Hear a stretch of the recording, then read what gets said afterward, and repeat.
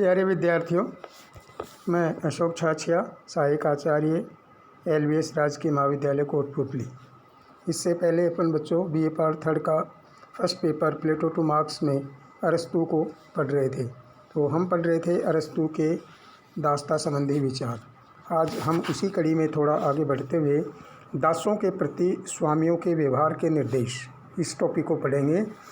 तो पहला है, इसमें है, यद्यपि अरस्तू ने दास प्रथा का नैतिक समर्थन किया है, किंतु वह दासों के प्रति स्वामियों के अमानवीय व्यवहार का विरोधी है। अतः उसने दासों के प्रति स्वामियों के उचित व्यवहार हेतु आवश्यक निर्देश दिए हैं।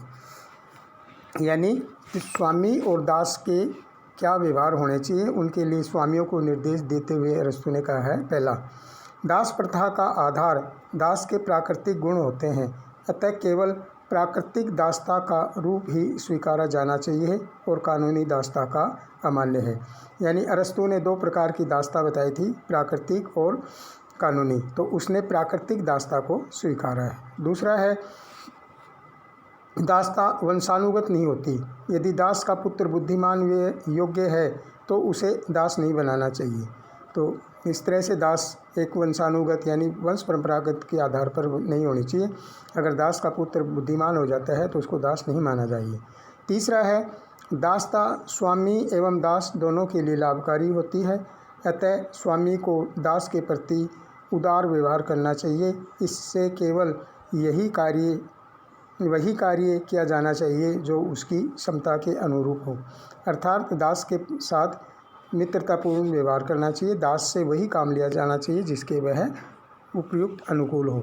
चौथा है, स्वामी को दासों को यह वचन देना चाहिए कि यदि वे लगातार अच्छा कार्य करेंगे तो उससे मुक्त किया जाएगा। परंतु अरस्तू दासों को मुक्त होने का अवसर देने के पक्ष में था। यानी उन्होंने दासों से कहा है कि दास, अगर तुम लगातार अच्छा कार्य करते रहोगे तो तुम्हें इससे मुक्ति मिल सकती है। नेक्स्ट है, जो स्वामी दासों के प्रति अनावश्यक कठोर व्यवहार करते हों उन्हें राज्य द्वारा दंडित किया जाना चाहिए। नेक्स्ट है, यूनानी नागरिकों को दास नहीं बनाया जाना चाहिए। तो इस प्रकार से उन्होंने 6 बातें बताई हैं। 5वें में है कि स्वामी को दासों के प्रति अनावश्यक कठोर व्यवहार नहीं करना चाहिए और अगर करता है तो उन्हें राज्य द्वारा दंड दिया जाना चाहिए। और लास्ट में उसने कहा है कि यूनानी नागरिकों को दास नहीं बनाना चाहिए। तो इस तरह से हम देखते हैं अरस्तू ने दासों के प्रति स्वामियों के व्यवहार हेतु जो निर्देश दिए हैं उनका विशेष महत्व है। उसने अपने इस प्रयास द्वारा तत्कालीन यूनान में दासता के क्रूर पक्ष को सीमित किया है।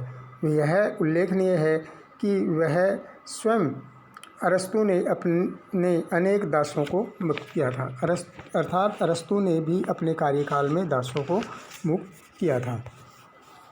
अरस्तू के दासता संबंधी विचारों की आलोचना। दास पारिवारिक संपत्ति नहीं। पहला है, अरस्तू ने कहा है कि दास जो है पारिवारिक संपत्ति नहीं है। दास मूलतः एक मानव है और उसे परिवार की सजीव संपत्ति कहना और पशुधन के साथ उसकी तुलना करना सामान्य भावना का अपमान है। अर्थात दास परिवार की तरह एक संपत्ति नहीं है। दास भी एक मानव है और उसे एक सजीव संपत्ति के रूप में स्वीकार करना गलत है।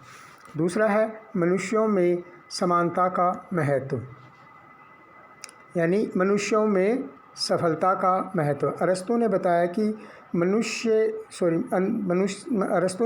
कि प्रकृति ने मनुष्यों को असमान बनाया है, किंतु उसकी यह मान्यता भ्रमपूर्ण है। अरस्तू की तुलना में रूसो की यह भावना उचित है कि प्रकृति ने सभी व्यक्तियों को समान बताया है और वह व्यक्तियों में ऐसा कोई आधारभूत अंतर नहीं है कि कुछ व्यक्ति स्वामी बन जाएं और कुछ दास। अर्थात जैसा अरस्तू ने मनुष्यों में असमानता का जो भाव प्रकट किया है, यानी जो बलशाली व्यक्ति होते हैं वो दास बनने के योग्य होते हैं, जो निर्बल वगैरह जो बुद्धि से संपन्न होते हैं वह शारीरिक श्रेष्ठ नहीं होते, तो इसलिए उनको स्वामी माना गया है। इस प्रकार की भावना अमान्य है। सिद्धांत में अनेक विरोधाभास, यानी अरस्तु के इस सिद्धांत में अनेक विरोधाभास हैं। जैसे अरस्तु प्राकृतिक योग्यता के नाम पर मानव समाज को स्वामी व दास वर्गों में विभाजित करता है, किंतु व्यवहार में यह असंभव कार्य है। हमारे पास ऐसी कोई त्रुटिहीन विधि नहीं है जिसके द्वारा यह पता लगाया जा सके कि किस व्यक्ति में कितना विवेक है। ठीक, अच्छा बच्चों, तो यह हमारे पास कोई इस प्रकार का यंत्र नहीं है कि उसमें यह देखा जा सके कि किस व्यक्ति में कितना विवेक है, जिसके आधार पर उसको दास या स्वामी माना जाए। नेक्स्ट है, अरस्तु का मत है कि दास को अपना व्यक्तित्व स्वामी के व्यक्तित्व में विलीन कर देना चाहिए, किंतु व्यवहार में यह असंभव है, क्योंकि दास भी मूलतः एक व्यक्ति है और उसकी अपनी स्वतंत्र इच्छाएं होती हैं। अर्थात अरस्तु ने यह माना है कि दास को अपने व्यक्तित्व को स्वामी के व्यक्तित्व में विलीन कर देना चाहिए, लेकिन ये संभव नहीं है, क्योंकि वह भी एक मनुष्य है और उसे भी अपनी स्वतंत्र इच्छाएं होती है और उसे भी जीने का अधिकार है। अरस्तु का मत है, नेक्स्ट है, अरस्तु का मत है कि दास तथा स्वामी के बीच मित्रतापूर्ण संबंध होने चाहिए, किंतु व्यवहार में यह संभव नहीं है, क्योंकि मित्रता व सद्भाव समान रूप से समान स्तर के व्यक्तियों के बीच ही होते हैं। अर्थात मित्रता व शत्रुता जो होती है वह मित्रता भावपूर्ण भेदभाव मित्रता होती है वह समान व्यक्तियों में होती है, असमान व्यक्तियों में नहीं। नेक्स्ट है, अरस्तु एक और कहता है कि दास विवेक शून्य होता है और दूसरी ओर वह कहता है कि वह सीमित रूप में स्वामी के विवेक का अनुकरण कर सकता है, तथा तीसरी ओर बताता है कि यदि दास का समुचित नैतिक विकास हो जाए तो उसे मुक्त कर दिया जाना चाहिए। वस्तुतः यह तीनों ही बातों में विरोधाभास है। अर्थात उनका इस बात में भी विरोधाभास है कि अरस्तु एक ओर तो कहता है कि दास विवेक शून्य होता है, दूसरी ओर वह कहता है वह सीमित रूप में विवेक का भी अनुसरण कर सकता है, अर्थात उसमें विवेक भी होता है, और तीसरा वह कहता है कि नैतिक विकास यानी दास का नैतिक विकास हो जाए तो उसे दास से मुक्ति देकर उसको उच्च वर्ग में शामिल हो जाना चाहिए, जिसमें ये तीनों ही विरोधाभासी हैं। नेक्स्ट है, शारीरिक श्रम की उपेक्षा। अरस्तु ने स्वामी वर्ग के लिए मानसिक व बौद्धिक कार्य बताए हैं और दास वर्ग को शारीरिक श्रम संबंधी कार्य सौंपे हैं। वस्तुतः अरस्तु दास वर्ग तथा उसके शारीरिक श्रम को निम्न श्रेणी का मानता है, किंतु संपूर्ण स्वामी वर्ग तथा नगर राज्यों के वैभव का मूल आधार दासों का शारीरिक श्रम ही है। अरस्तु ने दासता की प्रथा द्वारा शारीरिक श्रम को अपमानित किया है। प्रोफेसर मैकलवेन का मत है कि अरस्तु ने श्रम को दंडित किया है। अर्थात अरस्तु ने शारीरिक श्रम करने वालों को बहुत हीन दृष्टि से देखा है, यानी उनको दास देखा है, यानी शारीरिक श्रम की उपेक्षा की है।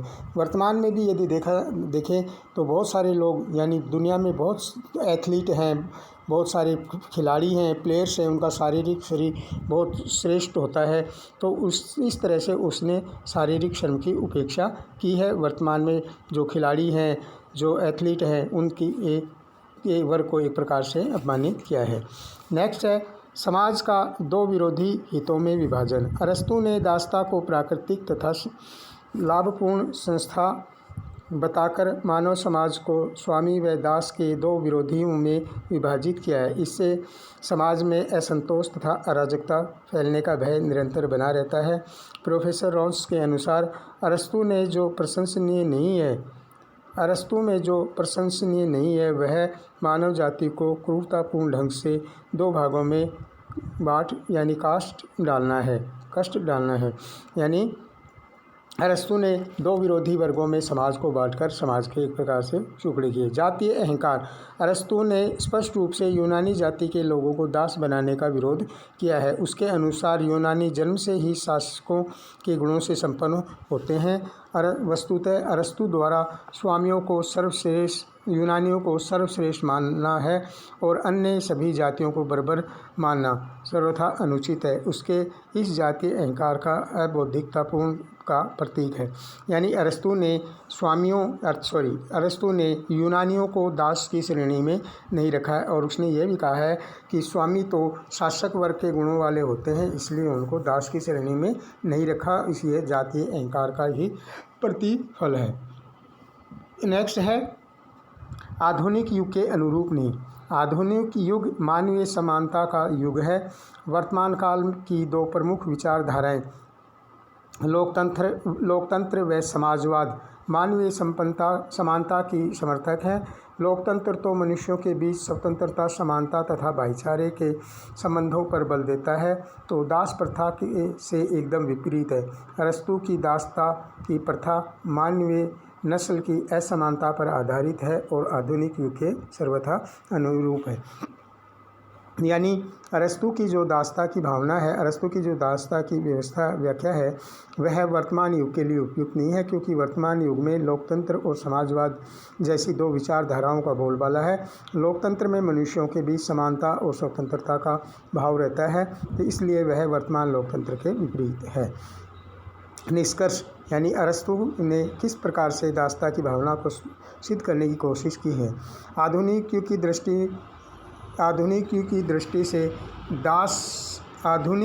की दृष्टि से अरस्तु की दास प्रथा का अन्याय एवं अबुद्धिवाद का प्रतीक है।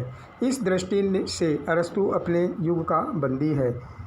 आइंस्टीन के अनुसार अरस्तु दास प्रथा का समर्थन को सिद्ध करता है कि किस प्रकार एक बुद्धिमान तथा महान दार्शनिक अपने समय की संस्थाओं का और उन पूर्वाग्रहों का बंदी हो सकता है जो उन संस्थाओं को विवेकपूर्ण सिद्ध करना चाहती है। मैक्सी का मत है कि इस विनाशकारी अवधारणा के कारण अरस्तु की पॉलिटिक पुस्तक को गैर कानूनी घोषित किया जाना चाहिए। वस्तुतः आधुनिक युग की दृष्टि से अरस्तु की कटुतम